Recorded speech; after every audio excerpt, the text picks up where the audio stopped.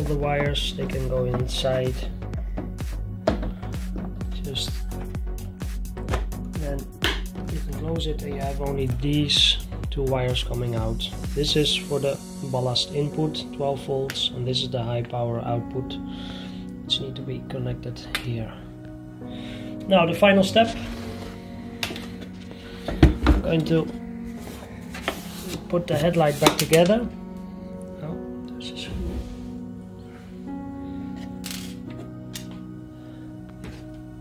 This inlay, let's go back in.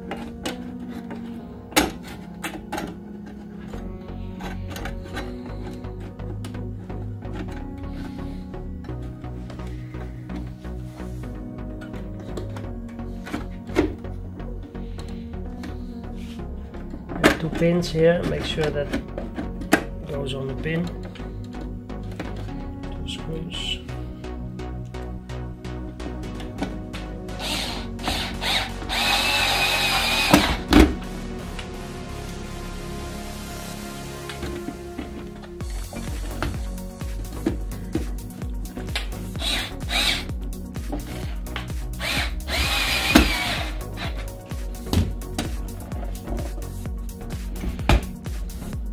Now the next step is that we have to add the new butyl. So the butyl goes in the channel. This will be the new sealant for the headlight to make sure that it's air and waterproof. So I'll get the butyl.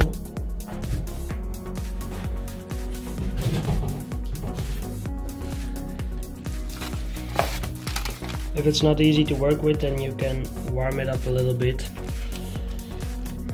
It's a bit thick normally, but you can stretch it so it will get thinner.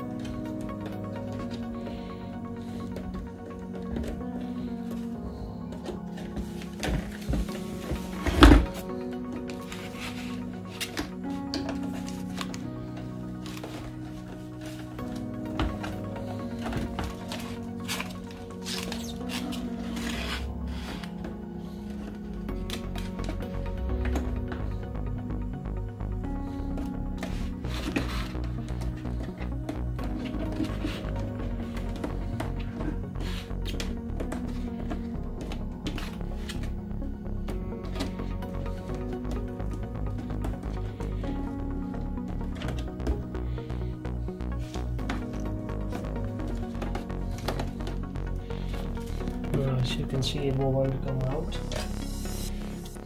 It's because it's stretching a little bit, so I'll warm it up a little bit so it gets a bit more sticky. It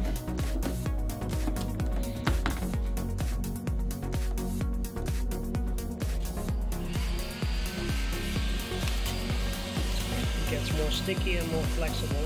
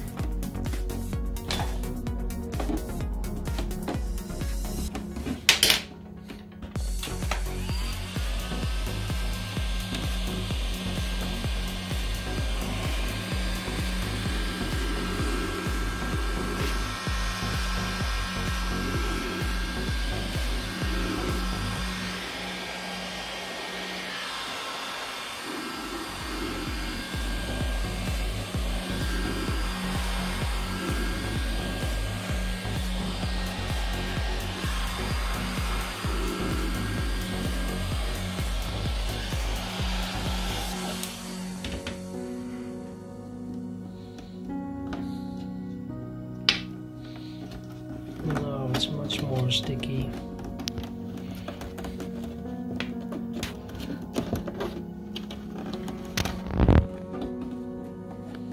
And more flexible.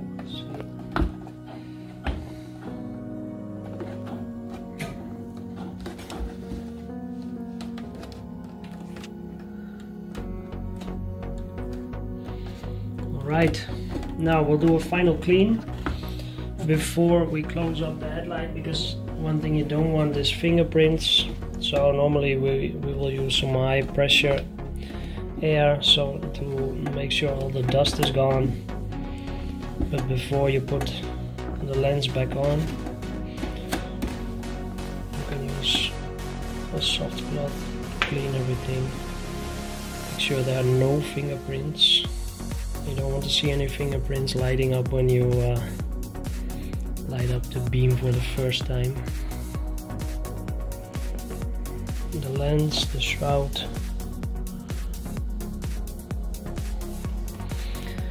Make sure you check everything.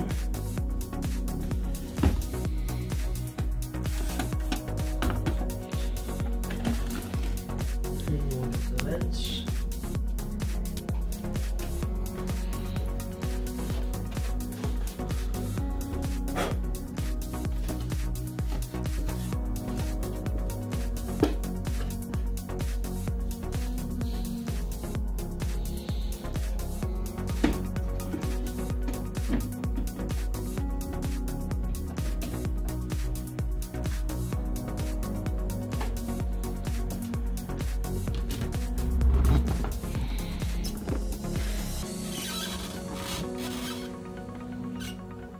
Goes.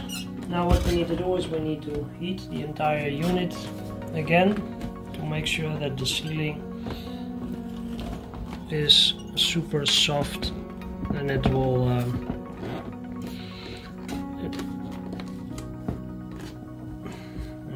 make sure that it will attach the lens to the housing.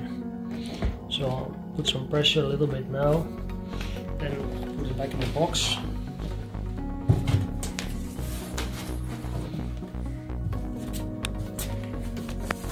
Put it upside down so the lens will go down, so that the housing will apply some pressure already. There we go.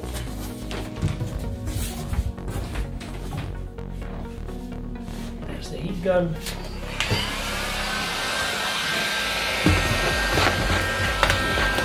And then we wait for another 15 minutes.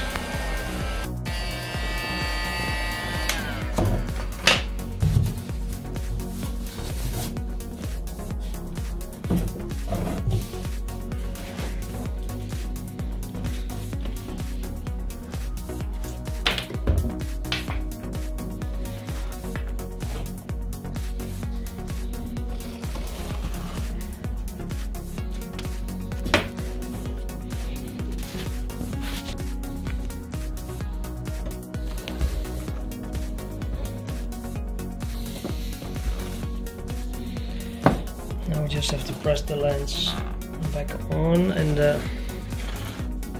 it's a very sticky butyl when it gets warm, so it also acts like glue. Here you can see the new butyl.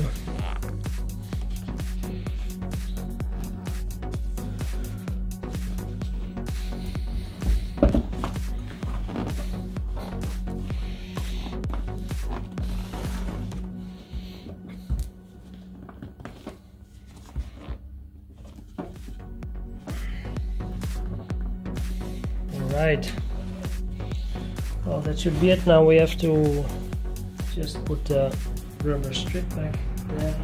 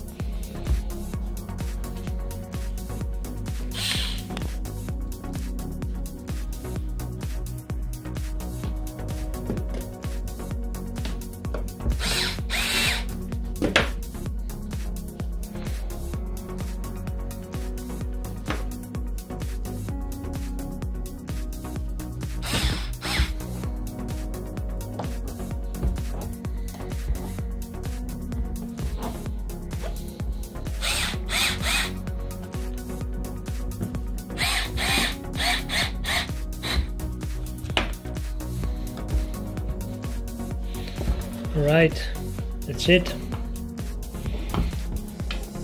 Now just put this plastic piece back here, and then you can put the headlight back on the car and test its function.